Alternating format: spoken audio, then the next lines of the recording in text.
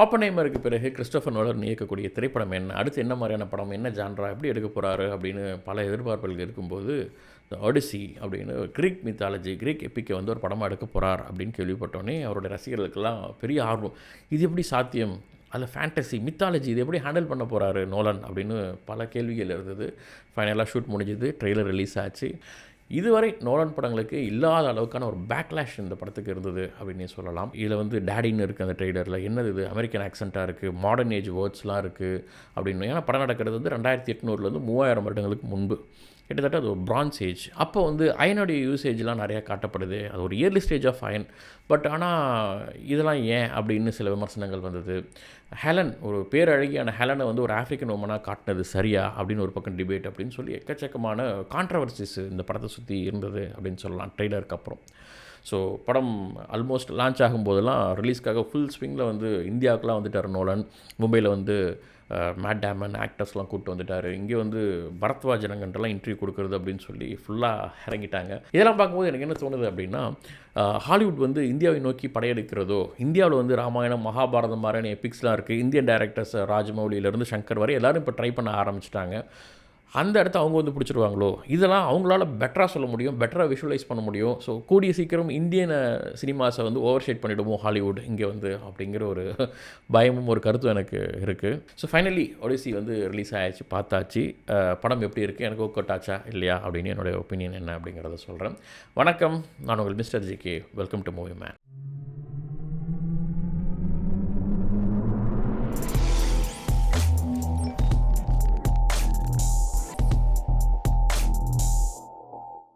Homer எழுதிய எப்பிக்கான Eliot and Odysseus அப்படிங்கிற 2 நாவல். இலியடை பொறுத்த வரைக்கும் நிறைய கதைகள், கதை மாந்தர்கள் இருந்தாலும் சுருக்கமாக சொல்லணுன்னா, கிரேக்கத்தை சேர்ந்த பேரழகியான ஹெலன் ட்ராய் நகரத்துக்கு அழைத்து செல்லப்படுறா. அவளை மீட்டு கூட்டு வரணும் அப்படின்னு கிரேக்கத்தை சேர்ந்த மன்னர்கள் எல்லாரும் ஒன்று சேர்ந்து போய் போரிடுறாங்க.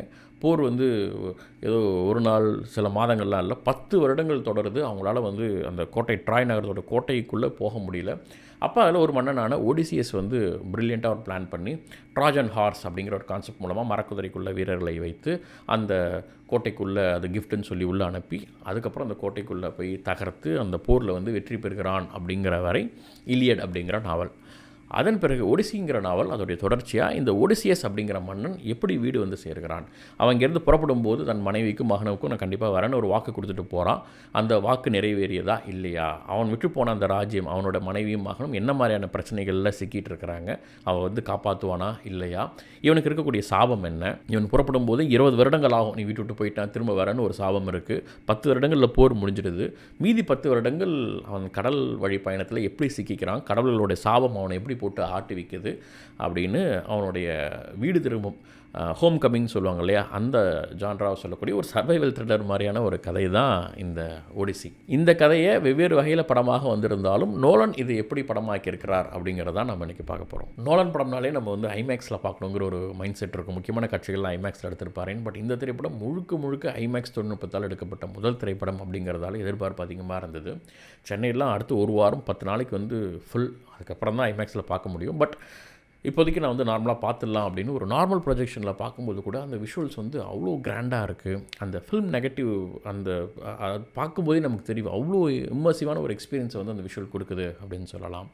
சவுண்ட்ஸை பொறுத்த வரைக்கும் அந்த மெட்டல் ஹார்ன்ஸை யூஸ் பண்ணப்பட்ட விதங்கள் இருக்கிற அந்த ஏன்ஷியன்ட் இன்ஸ்ட்ருமெண்ட்ஸ்லாம் யூஸ் பண்ணி சவுண்ட் டிசைன் பண்ணது, அந்த எஸ்எஃப்எக்ஸ் எல்லாமே வந்து ஒரு பிரம்மாண்டமான அட்டகாசமான ஒரு ஃபில்ம், ஒரு தியேட்டர் எக்ஸ்பீரியன்ஸை வந்து கொடுத்தது அப்படின்னே சொல்லலாம். இதில் எனக்கு ரொம்ப மனசுக்கு பிடிச்சது என்னென்னா, இன்ட்ரெஸ்டலுக்கு பிறகு நோலன் வந்து பெருசாக அந்த ரிலேஷன்ஷிப் அவங்களுக்குள்ளே இருக்கக்கூடிய அந்த எமோஷன்ஸ் எல்லாம் பெருசாக ஃபோக்கஸ் பண்ணலையே, அடுத்த படங்களில் சுத்தமாக இல்லையே அப்படின்னு நான் யோசிச்சுட்டு இருக்கும்போது இந்த திரைப்படத்தில் ஹஸ்பண்ட் ஒய்ஃப் அவங்க பிரிவு, அவங்களுக்கு இடையே இருக்கக்கூடிய எமோஷன், மகன், இந்த மாதிரியான விஷயங்கள்லாம் ஒரு இந்த படத்தில் திரும்ப கையில் எடுத்தது அப்படிங்கிறது வந்து எனக்கு ஒரு பாசிட்டிவாக தோணுச்சு. முதல் விஷயமா இந்த சாய்ஸ் ஆஃப் ஸ்கிரிப்ட். இந்த ஸ்கிரிப்டை நீங்கள் எடுத்த பிறகு இதில் என்ன பண்ண முடியும்னு ஒன்று இருக்குது இல்லையா.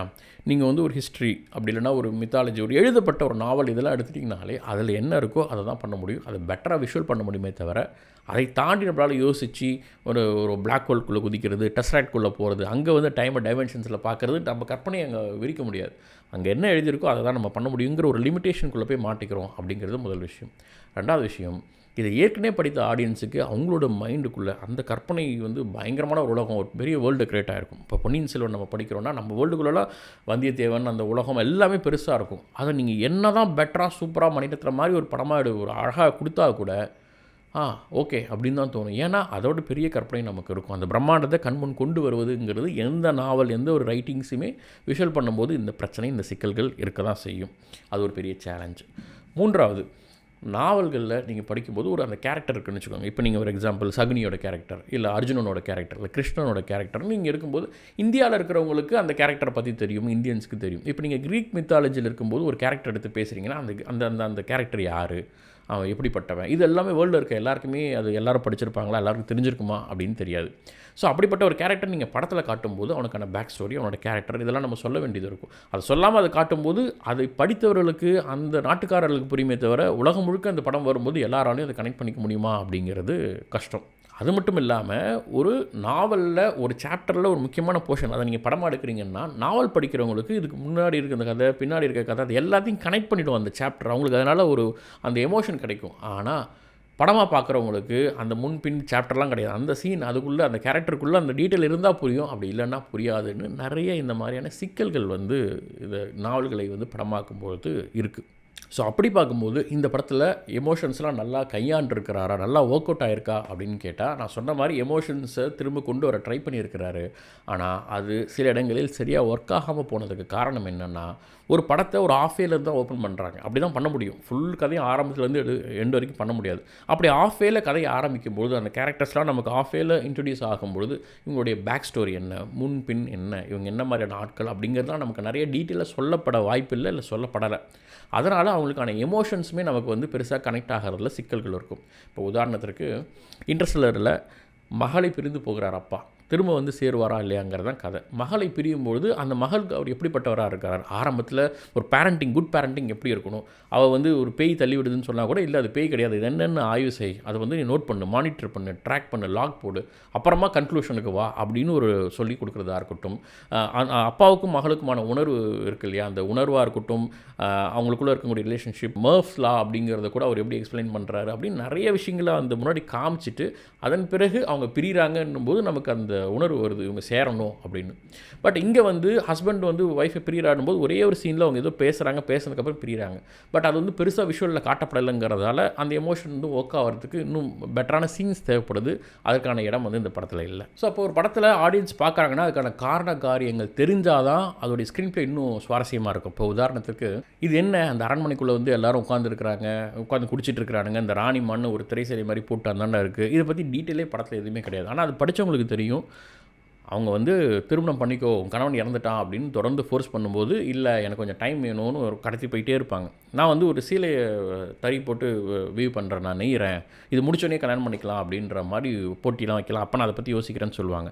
அப்போ நீ வந்து எங்கள் கண்ணு முன்னாடி அதை செய்கின்றதால ஒரு திரையை போட்டுட்டு அவங்க ராணிக்கான ஒரு ப்ரைவசியும் கொடுத்துட்டு அவங்க உட்காந்து அதை நெசவு செஞ்சிட்ருப்பாங்க. இதுதான் கதையில் சொல்லப்படுறது. அதுலேயே அவங்க என்ன பண்ணுவாங்க, அதை நெசவு செஞ்சுட்டு அவங்களுக்கு தெரியாமல் அவங்க எல்லாம் குடிபோதையில் இருக்கும்போது அதை பிரிச்சுருவாங்க. ஸோ இப்படி கிட்டத்தட்ட 2 வருடம் 3 வருடங்கள் வரை அது நெசவு செஞ்சுக்கிட்டே இருப்பாங்க. அப்போ அந்த கூட இருக்கிற ஒரு பெண் கூட இவங்கள்ட்டலாம் சொல்லுவாள், முட்டாளெலாம் அங்கே பாருங்கள் அவர் நெசவு செய்கிறா, திரும்ப இது பண்ணுறா, அதெல்லாம் நீங்கள் கவனிங்க அப்படிங்கிற மாதிரி சொல்லுவாள். இப்படிலாம் ஒரு பேக் ஸ்டோரி இருக்குது. ஆனால் படம் பார்க்கும்போது உட்காந்து ஏதோ பண்ணிகிட்டு இருக்கிறா, எதுக்கு உட்காந்து தறியில் நெசவு செஞ்சிட்ருக்கா, எதுக்கு சேலையை உருவாக்கிட்டு இருக்கா, நடுவில் என்ன தெர, இதை பற்றி டீட்டெயில் எதுவுமே இல்லை. கடல் பயணம் பண்ணுறாங்க அங்கேருந்து ஒரு இடத்துக்கு போகிறாங்க, ஒற்றைக்கண் அரக்கணம் இருக்கான், இன்னொரு இடத்துக்கு போகிறாங்க, ராட்சச மனிதர்கள், இன்னொரு இடத்துல போனால் ஒரு வீச்சு, இது எல்லாமே போகிறாங்க, திரும்ப ஓடிறாங்க, வராங்க. இது மீம்லாம் கூட இருந்தது. பைரட் ஆஃப் கரிபியனில் வந்து அவர் எல்லா இடத்துலையும் திரும்பி ஓடி வருவார்ல, அந்த மாதிரி இது என்ன ஒவ்வொரு இடமும் போய் ஓடி வராங்க அப்படின்ற மாதிரி புதுசாக பார்க்குறவங்களுக்கு அப்படி தோணும். ஆனால் கதை என்ன, அவருக்கு ஒரு சாபம் இருக்கிறது. 10 வருடங்கள் ஆகும் வீட்டுக்கு போவேன், விண்டு காற்று எங்கே அடிக்கப்படுதோ அந்த வழியெல்லாம் போகிற இடங்கள்லாம் ஒரு பிரச்சனையாக இருக்குது, உயிர் தப்பி அவருடைய ஆட்களை எழுந்து ஓடி வருகிறார் அப்படிங்கிறதும், அந்த சாபம் திரும்ப அவருக்கு நடந்துக்கிட்டே இருக்குது, ரீஎக்கர்ட் ஆகுது அப்படிங்கிறதும் அதுதான் சொல்லப்படுது. பட் ஆனால் படமாக பார்க்குறவங்களுக்கு இது என்ன ரிப்பீட்டடாக இருக்கே, ஒரு இடத்துக்கு போகிறான், ஒரு தீவில் பிரச்சனை, ஓடி வரான், அடுத்த தீவுக்கு போகிறான், அங்கேயும் பிரச்சனை, 3வது போகும்போது பிரச்சனை வரப்போறாதானே அப்படிங்கிற மாதிரி ஆடியன்ஸுக்கு ஒரு ரிப்பீட்டடான உணர்வை வந்து அது கொடுக்குது. ஏன்னா இதுக்கான பேக் ஸ்டோரி சில இடங்கள் அழுத்தமாக சொல்லப்படலை.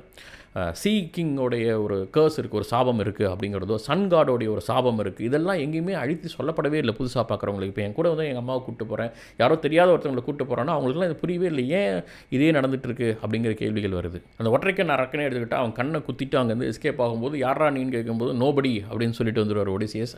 அதுக்கு பிறகு கடைசியாக சும்மா இல்லாமல் கப்பல்லாம் ஏறி உட்காந்துட்டு வில்லாம்பு எடுத்து அடிச்சுட்டு என் பேர் ஒடிசியஸ் அப்படின்னு சொல்லிட்டு அவர் வருவார்.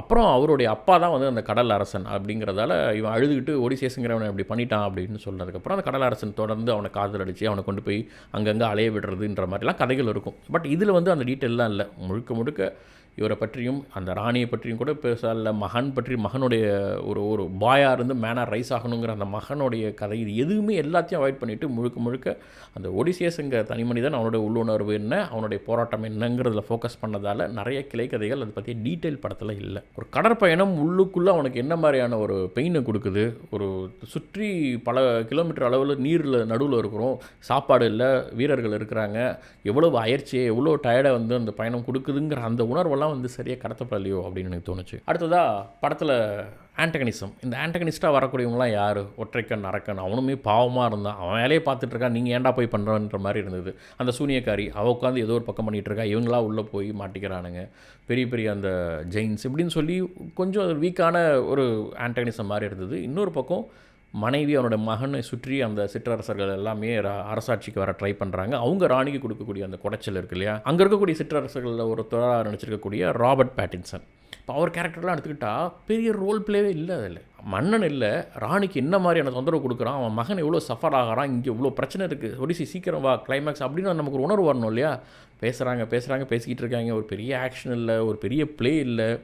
கடைசியாக ஒடிசி வந்த பிறகு கூட எதிர்த்து சண்டை போட மாட்டான், அவன் போய் ஒரு போராட்டமே இல்லை, அவன் ஒரு வின் பண்ண போய் ஒளிஞ்சுக்கிறான், வேறு ஆளை போய் சண்டை போட அனுப்பிட்டு இருக்கிறான். ரொம்ப வீக்கான ஒரு ஆண்டகனிஸ்ட்டாக வந்து போர்ட்ரேட் பண்ணப்பட்டதாலே நமக்கு வந்து ஒடிசியின் வீரம் வந்து இவன் கூடயா சண்டை போடுறது அப்படிங்கிற மாதிரி ஆயிடுச்சு.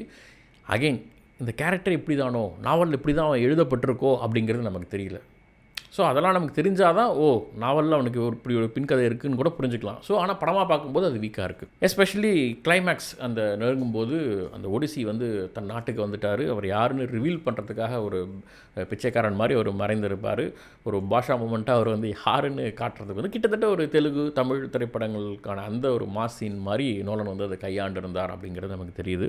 பல வருடங்கள் பிரிந்திருக்கிற ஒரு கணவன் மனைவியை போய் சேர போகிறான் போது நம்ம என்ன மாதிரியான உணர்வுகள் எதிர்பார்ப்போம். கணவன் மனைவி பக்கத்தில் உட்காந்து பேசுகிறான், அவன் குரல் வந்து தெரியல மனைவிக்கு அப்படிங்கிறது வந்து இது எப்படி இது நோலன் யோசிக்கவே இல்லையா. அதை எத்தனை வருடங்கள் பிரிஞ்சிருந்தாலும் ஹஸ்பண்டோட குரல் ஒய்ஃபுக்கு தெரியாதா? சரி ஓகே, இது இப்படி கூட ஒரு பிளே இருக்குன்னு வச்சுக்கோங்க, ஒய்ஃபுக்கு தெரிஞ்சிருச்சு ஹஸ்பண்ட் வந்துட்டான்னு, அதனால தான் மறுநாள் வந்து அந்த போட்டியெலாம் நடத்துகிறா, புரிஞ்சிருச்சு அவளுக்குன்னு வச்சுக்கிட்டா கூட ஹஸ்பண்ட் எப்படி அதை யோசித்தான்? அவன் ஒரு கிளவரான ஒரு அரசன், நம்ம போய் இப்படி மறைஞ்சிருந்து பேசுகிறோம், ஒய்ஃபுக்கு வந்து தான் ஹஸ்பண்டுன்னு தெரியாது அப்படின்னு எப்படி நினச்சி பேச முடியும் ஒரு ஹஸ்பண்டால்?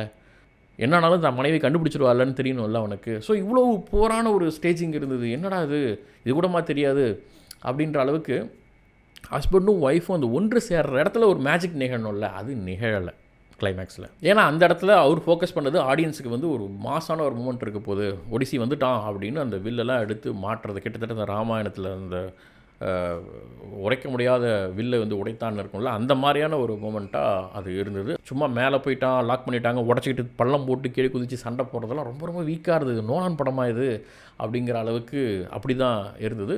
சரி, ஃபுல் ஐமேக்ஸில் எடுத்துட்டாங்க, அந்த விஷுவல் ஸ்பெக்டக்கலாக இருந்ததா, பார்க்க அப்ரேசிங்காக இருந்ததா அப்படின்னா அந்த மாதிரியான அதற்கு உகந்த ஷார்ட்ஸ் படத்தில் வந்து பெருசாக இல்லையோ, நம்ம எதிர்பார்த்த அந்த உலகம் மாதிரி ஒன்று இல்லையோ அப்படின்னு எனக்கு தோணுச்சு. ஒரு ட்ராஜன் ஹார்ஸ்னால் ட்ராய் படத்தில் பார்த்திங்கன்னா ரொம்ப நேச்சுரலாக காமிச்சிருப்பாங்க. ஒரு போர்க்களத்தில் சோல்ஜர்ஸ் உருவாக்கின ஒரு குதிரைனா எவ்வளோ ரியலிஸ்டிக்காக இருக்கும். ஆனால் இதில் வந்து இழைச்சி செதுக்கின சில மாதிரி என்னடா அது. அவர் ஒரு இன்டர்வியூவில் சொன்னார்ல, பரத்வாஜ் இன்டர்வியூவில் வந்து எனக்கு வந்து கடற்கரையில் பாதி அப்படியே கடலுக்குள்ளே இருக்கக்கூடிய ஒரு குதிரை அப்படி இருந்தால் தான் க்ரீக் அவங்க வந்து உள்ள சந்தேகம் இல்லாமல் உள்ளே கொண்டு போகிறதுக்கான ஒரு இடமா என் மைண்டில் தோணுச்சுன்னு சொன்னார். அது ஒரு சூப்பரான ஐடியா. அது பார்க்கவும் ஒரு கடல்கிட்ட ஒரு உடஞ்ச குதிரை மாதிரி இருக்கிறத கொண்டு போகிறாங்கன்னும் போது சந்தேகம் இல்லாமல் அதெல்லாம் அற்புதமான ஐடியா. ஆனால் அந்த குதிரை எப்படி இருக்கணும்னு ஒன்று இருக்குல்ல, அது வந்து இன்னும் பெட்டராக பண்ணியிருக்கலாமான்றது என்னுடைய ஒரு பர்சனல் இது. ட்ராயை கம்பேர் பண்ணி பார்க்கும்போது கொஞ்சம் நேச்சுரலாக பண்ணியிருக்கலாமே, ஒரு யதார்த்தமாக அது பண்ணியிருக்கலாமே அப்படின்னு தோணுச்சு. அடுத்ததாக படத்தில் இது ஒரு ஃபேண்டசி மித்தாலஜிங்கிறதால நிறைய விஷயங்களை வந்து ஒரு கிரவுண்டடாக ஹேண்டில் பண்ணிட்டாரோ.